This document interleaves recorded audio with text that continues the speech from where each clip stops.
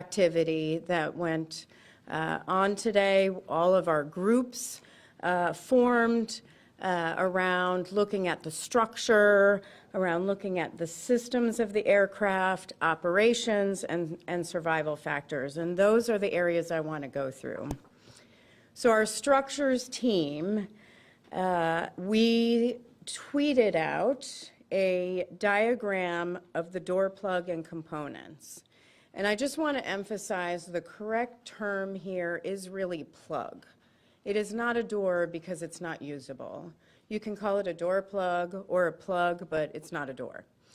So we tweeted out the diagram of the door plug and components courtesy of Boeing because we wanted to show the door plug, the structure of the airframe and the components to help everyone understand what the structure looks like.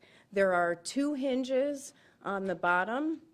These hinges are really designed to open the plug for inspection. It opens about 15 degrees. There are also 12 what they call stop fittings, 6 on each side, and just to describe it in a little bit more understandable way, it's essentially a circle that is on the door plug and a matching circle that's on the frame. And these line up, and the purpose of a stop fitting is to prevent that door plug from being pushed out of the airframe. So that is what's holding the door in place. So the structures team spent the entire day documenting damage, deformation, and witness marks on the left plug surround structure, that's the frame, in situ, as it stands right now. They took photos, they looked at witness marks, they looked for paint transfer, and they identified the components that they want to send back to our lab for further evaluation. And it's really all the fittings and some additional components that they want to send back to the lab and look under the microscope to take a closer look. They'll look for fractures, they'll look at more paint marks, some other, if anything was sheared or there was any deformation, they may be able to see it better under the microscope.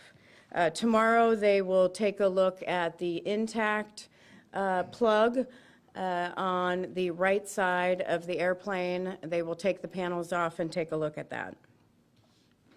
Now our systems group began looking at all the aircraft systems. They documented the entire flight deck, and they asked about the auto pressurization fail light that did illuminate in 3 previous flights, one on December 7th, one on January 3rd, and one on January 4th. In these 3 previous flights, after the light illuminated, they flipped the switch to alt mode, which is normal. There's a backup. It was very benign. Nothing occurred, very benign. The light illuminated.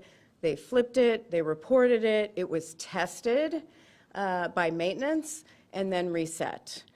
I'm sure I will be asked if there is any correlation between the light that illuminated and the expulsion of the door plug.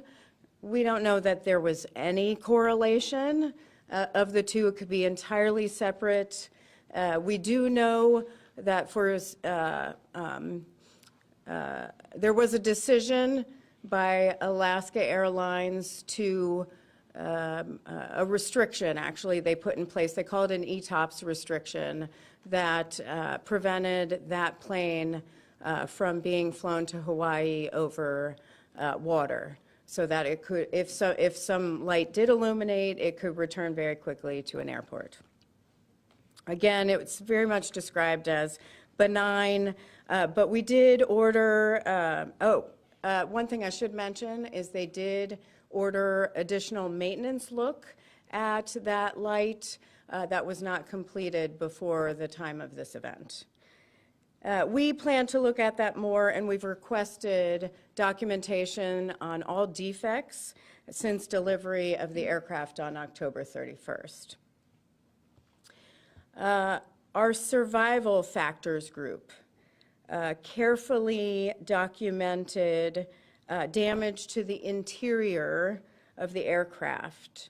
That was from the impact of the explosive decompression. There was a lot of damage to paneling, to trim, to the windows, meaning the internal portion of the window. That's the plexiglass, the plastic portion, but the seal in the windows were still intact. Some of the insulation was pulled out in some areas. Those are all not critical to the structure of the aircraft. So I just want to emphasize that, but they did document damage to the interior of the aircraft in the following rows. Rows 33, 32, 31, 27, 26, 25, 12, 11, 4, 3, 2, and 1. Again, on 26 and 25, you had damage to the seats as well. The 26A was torqued, so was 25A. The headrests on 25A and 26A were gone. The seat back on 26A is also missing. The tray table on the back of 26A is also missing. So they pulled those seats out we would like to take a closer look at those. We are also looking at the functionality of one of the oxygen panels. We found that the pin is down. We want to see the way it's configured right now.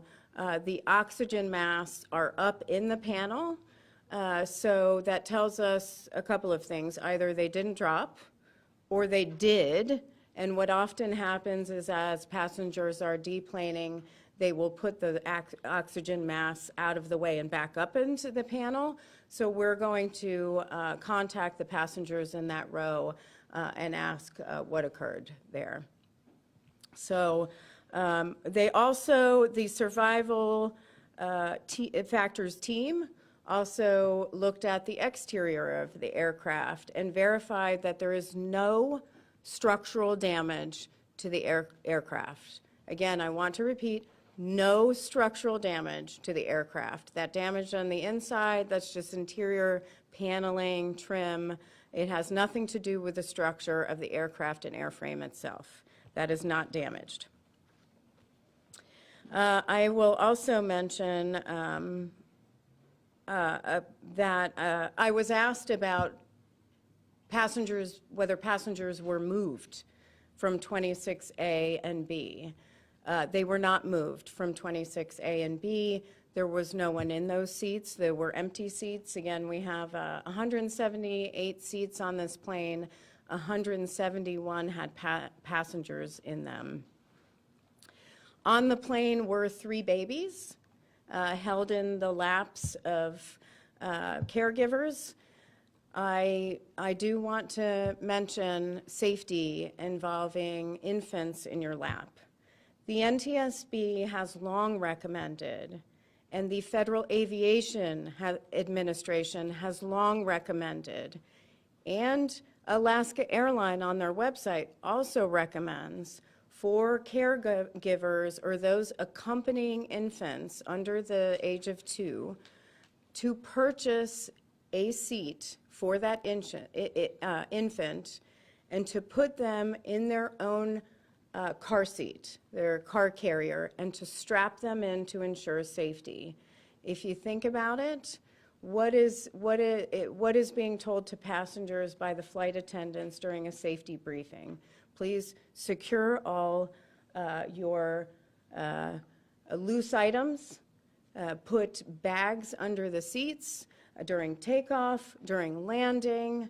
That's for safety, so things don't move around. The folks we should be most focused on, other than those around the cabin, are our most precious children. And so we would urge passengers to put their children under two in their own seat in a FAA-approved car seat so that they are secure and that they are safe in case something like this happens. It's also key in turbulent events to ensure that they are safe and prevent any sort of injury. So I just want to highlight that. I also want to mention there were 4 unaccompanied minors on this flight. You may, as a minor, travel unaccompanied between the ages of 5 and 17. So there were 4 unaccompanied minors, and the flight attendants were very concerned for their safety, very focused on whether they had their masks and that their masks were secured. So after this explosive event occurred suddenly, the flight attendants were very focused on what was going on with those children. Were they safe? Were they secure?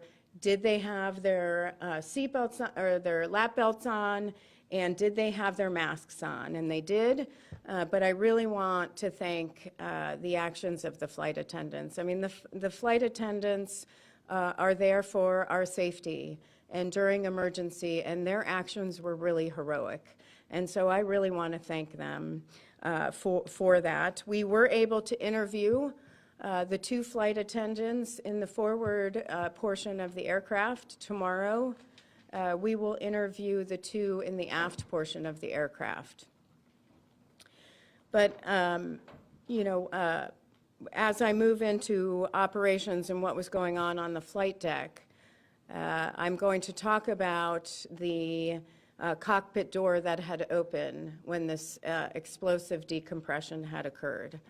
The cockpit door flew open immediately, and at this point, the flight attendant in the forward portion of the aircraft was standing, and the cockpit door flew open, hit the lavatory door. That door, the lavatory door, got stuck.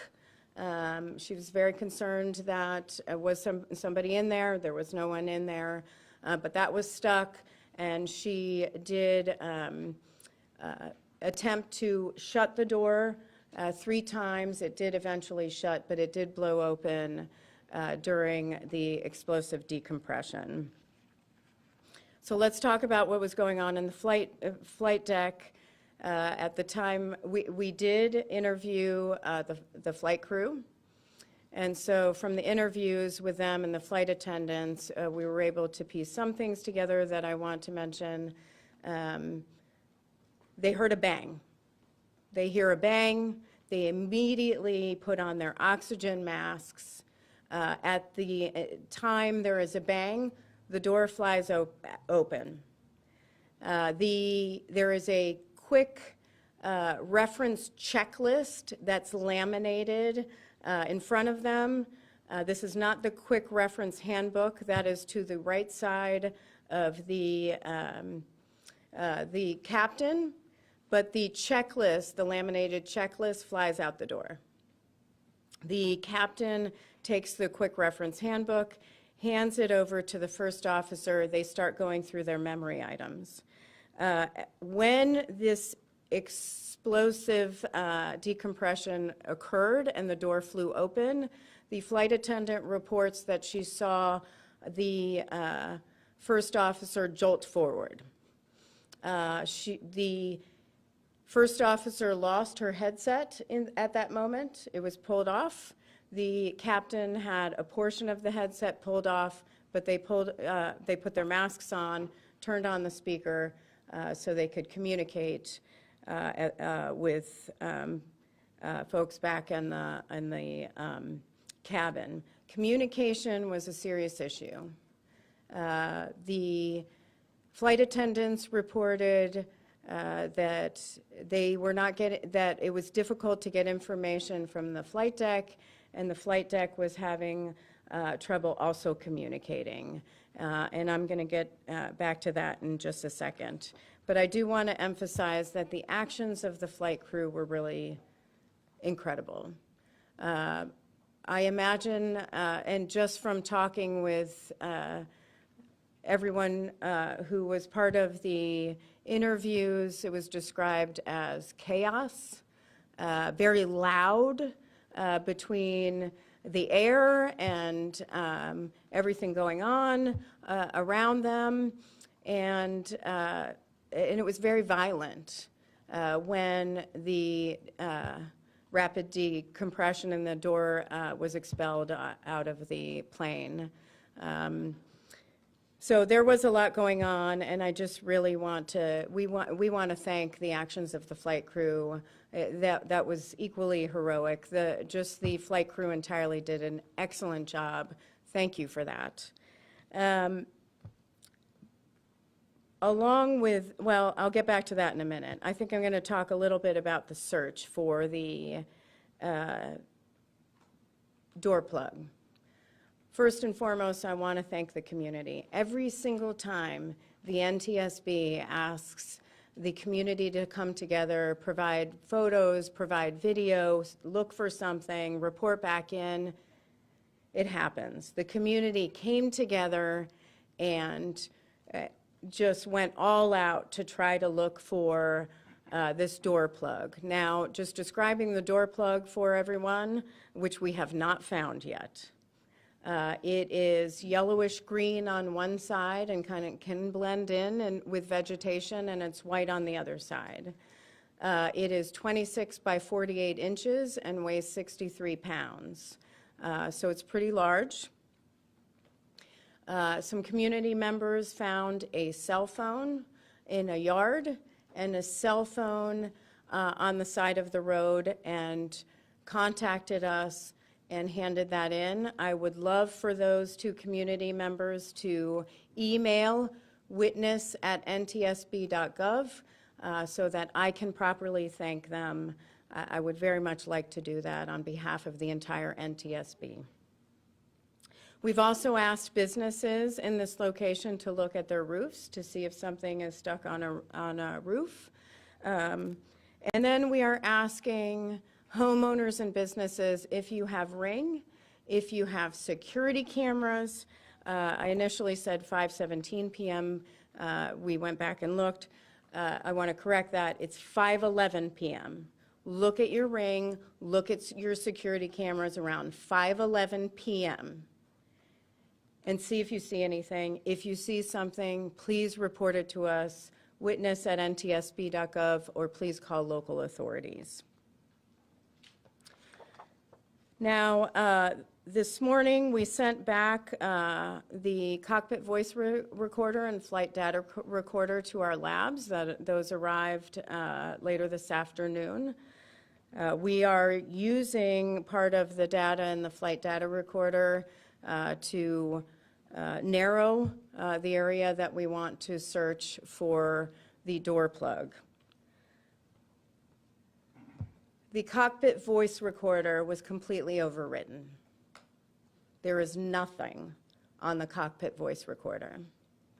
Now, the Emergency Operations Center at this point was being established pretty rapidly by Alaska. There was a lot going on the flight deck and on the plane. It's a very chaotic event. The circuit breaker for the CVR was not pulled. The maintenance team went out to get it, but it was right at about the 2-hour mark, and it was completely overwritten. At 2 hours, it re-records over it, so we have nothing from the CVR. I want to focus on that for a second. Since 2018, we've done 10 investigations where the CVR was overwritten. 4 of those were recent runway incursions.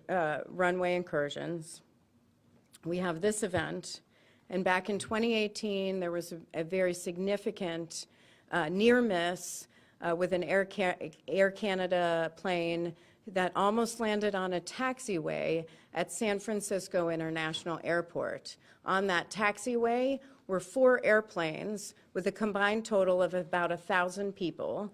The Air Canada plane came within 60 feet of coming right down on one of those airplanes that had passengers on it before it began to perform a go-around. The CVR was completely overwritten. The NTSB has many times talked about the need to increase the time on CVRs from 2 hours to 25 hours, which is consistent with Europe and many other countries. Now, the FAA, thankfully, has taken some recent action to issue a notice of proposed rulemaking to extend CVR time from 2 hours to 25 hours, but only on newly manufactured aircraft. So it would not affect this aircraft. It can be, you can easily install a different cockpit voice recorder and increase the time from 2 hours to 25 hours. The planes that are in service now can have a life of 40, 50 years. So what that notice of proposed rulemaking is doing is saying everything out there now that can be out there in service for 40 to 50 years will not have 25-hour CVR, but anything that will be manufactured in the future would have 25-hour CVRs. Cockpit voice recorders aren't just convenient for the NTSB to use in investigations or the FAA to use in investigations. They are critical to helping us accurately pinpoint what was going on. And it's key to safety. For Alaska Airlines, they want to know affirmatively what was occurring in the cockpit. Anybody who learns how to fly is taught aviate, navigate, communicate. Communication is key. Why? Because the flight crew on the flight deck do not have situational awareness to what is going on in the back. They need to know what's going on in the cabin, so that communication needs to occur. They have to know how quickly they need to land. And if that communication is not recorded, that is unfortunately a loss for us, and a loss for FAA, and a loss for safety, because that information is key, not just for our investigation, but for improving aviation safety. So I'm calling on the FAA to change the rulemaking. You have a notice of proposed rulemaking out right now. We are making comments to that rulemaking. We are calling for 25-hour CVRs in not just new aircraft, but retrofitting aircraft. And if FAA won't do it, we hope Congress will take action in the FAA reauthorization bill to ensure that it does.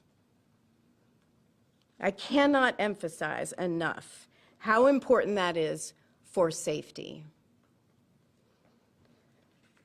So with that, I will ask others to monitor ntsb.gov and our social media channels for additional media briefings and additional information that we may want to release. Again, we're trying to provide as much factual information as we can early on so the public knows what we're doing as part of the investigation and finding, and for each of you to know as well. So I will take questions. We'll do, again, I'll call on you. Please provide your name and your affiliation. You had your hand up first.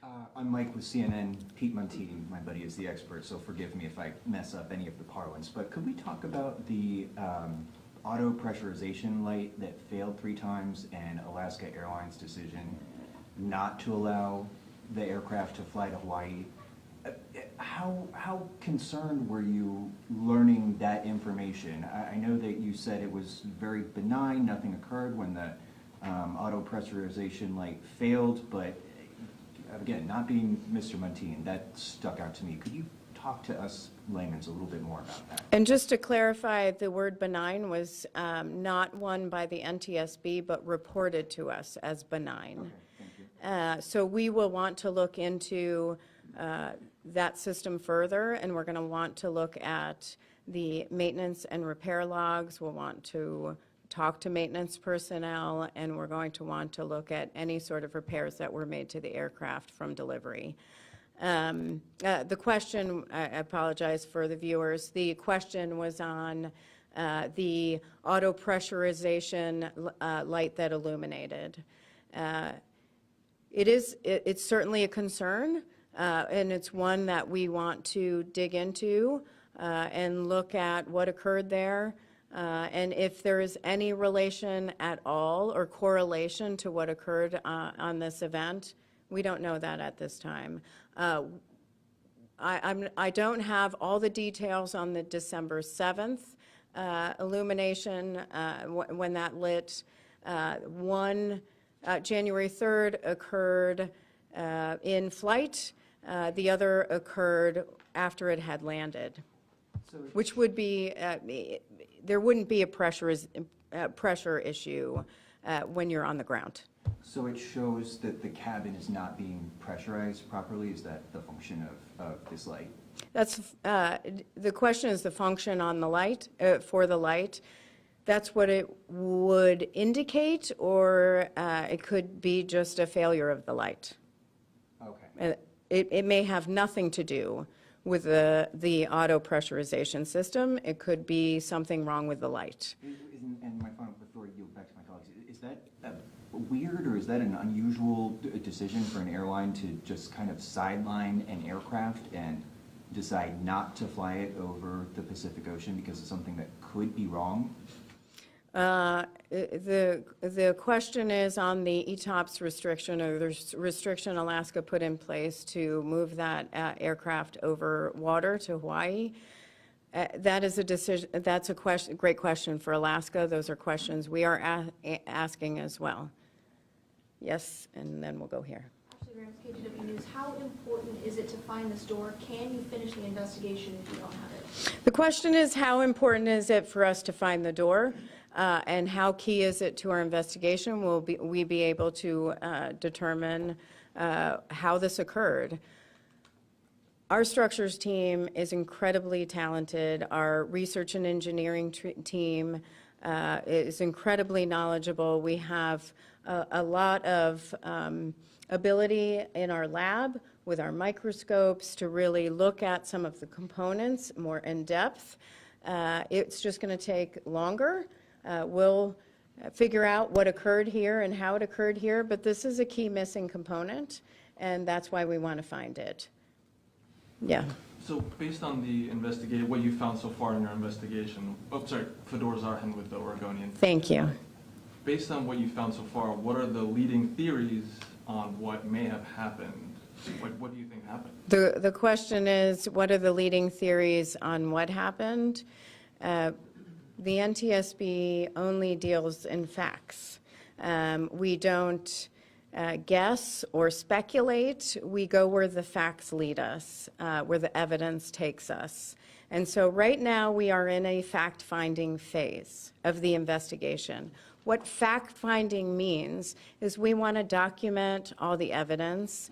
We want to make sure we have all the pictures we have all the that we need, all the components we may need off of the aircraft, that we are asking the right questions for the right information. But the analysis of how this happened occurs later. Yes. I'll come back to you. Nancy Keats with the Wall Street Journal. Can you go into more detail about how you're going about narrowing where to find the door plug? And just the fact that the CBR was overwritten, does that hamper that search? Any sort of details on how you're going to narrow that field? Yeah, the question is the narrowing of the search area. for the door plug. First of all, we used radar returns for narrowing the area to begin with. And there's data that our engineering team will look for to see if they could further narrow the area even more. Yes, and I think you had a second question. Victor Park with KATU. Have you been able to speak to all of the passengers or track them down? And do you plan to release any passenger manifests? The question is, have we interviewed any of the passengers, and do we intend to release a passenger manifest? The NTSB does not release passenger manifests, first and foremost. When it comes to interviews of the passengers, our survival factors team will at some point interview passengers. Right now, they are documenting the exterior and interior of the aircraft, and then when they develop questions, they will reach out to the passengers that they feel they would like to interview. Yeah. So, NTSB earlier shared a diagram of the door plug and where it was. So can you point us to any particular components there that could have failed or that were found to have failed? The question is on the diagram that we released over social media of the door plug and the structure, and what components on that structure failed. We still have to analyze that. This is why we are currently taking pictures of how it looks in situ right now as it's on the airframe. Then we will take off those components and we will send it back to our lab to further evaluate in very strong microscopes, and they'll be able to see what is happening or what occurred in those components. Yes. Hi, Deborah with Reuters. You had mentioned that the scene was chaotic. When you first went on board, presumably today, can you describe what you saw? Did it look like a chaotic scene from what you were able to tell? The question is, what did I see when I boarded the plane? First of all, I went on the plane yesterday. I always go on scene before I ever meet with media. That's the first thing I do when I arrive at a scene, if I'm able to. But today, obviously, we had a closer look and a longer look at everything on from the flight deck through the cabin. All the oxygen masks are down, of course, except for the one that we're looking into. In the rows 26A, B, and C, one of the oxygen masks that 26C was using was intact. 26B, A, and the extra oxygen mask was sheared off, the tubing. The seats in 26 and 25 were torqued, and there was a lot of damage to the interior paneling trim. My impression when I saw that is it must have been a terrifying event to experience. I just have a quick question. If the 25-hour period would make a difference in being able to better understand, why is the limit 2 hours? The question is, why is the limit 2 hours on CVRs right now? It used to be 30 minutes, and then it was increased to 2 hours at one point, and now we are pushing to increase it to 25 hours, consistent with international partners. Yes. You said the plane had been, after the ETOPS restriction, it had been flagged for additional maintenance that hadn't been completed before the incident, is that right? The question is, after the ETOPS restriction was put in and after the 3 times that Alaska was aware of the illumination of the auto pressurization light alert, what they asked for is for maintenance to take a more in-depth look at that light that was illuminating. But that work had not been done yet prior to this event. So they checked it each time it was reported that it illuminated, and then after the third time in the ETOPS restriction, they wanted to do a deeper dive into why that light kept coming on. Yeah, so the question is on the 3 times. They did, we have record that it was, they were tested and then reset by maintenance personnel. What is the plan for the next few days? Helicopters, drones, anything? So the question is on the plan for the next few days.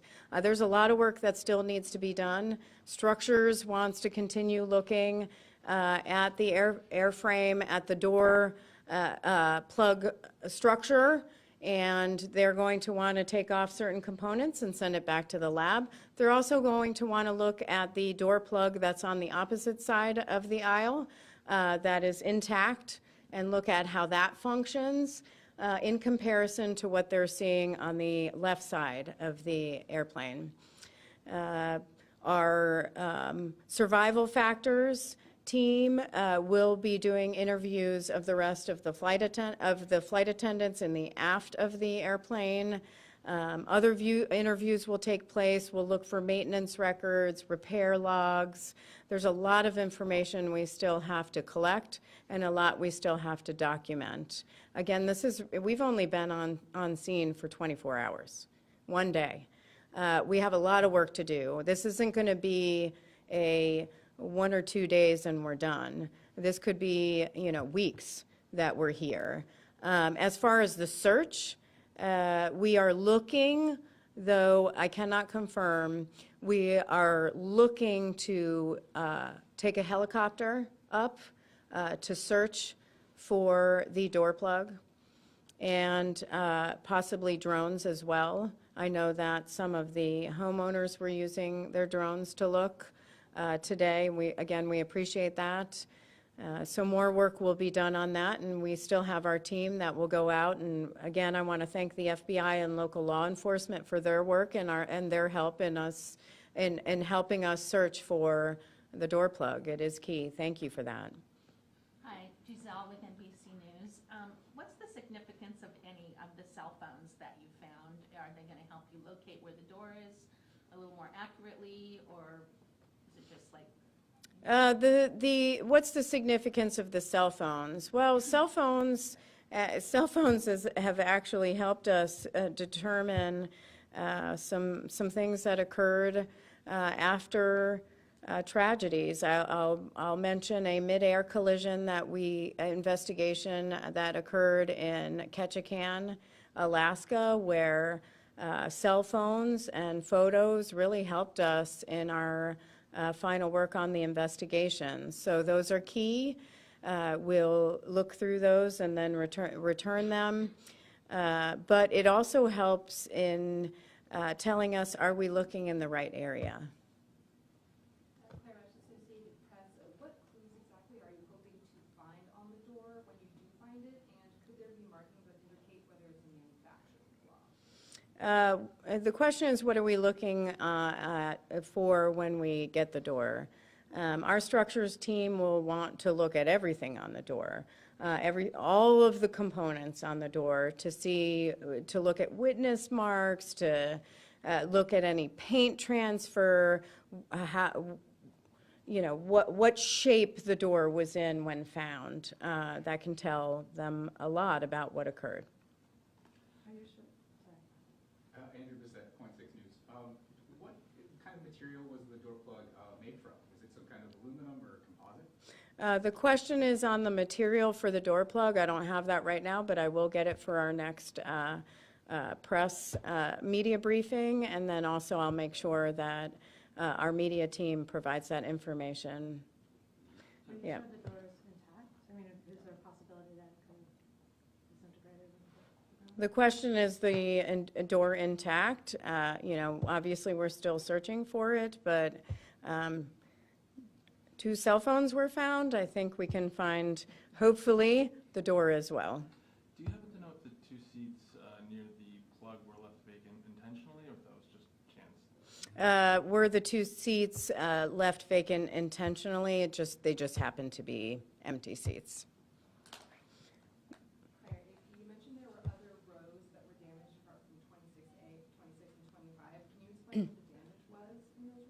Yeah, so the question is on the damage in the other rows that weren't 26 or 25. It was everything from trim on the paneling to paneling being pushed out. There was insulation that had been pulled out, or some panels on the floor that had come off. On the windows, you can see, because the paneling came out, you can see into the windows that the plastic portion of the window is pulled back. The seal and the glass portion of the window is fully intact, however. All right, one more question. Have you checked out the lake yet? Commonwealth Lake, it's in the search zone. The question is on the lake. That is on our list, on whether we are able to look in that area, but we have lots of experience on looking for evidence in water. So that is something that's on our list as a possibility. Big to-do list. Thank you. Thank you.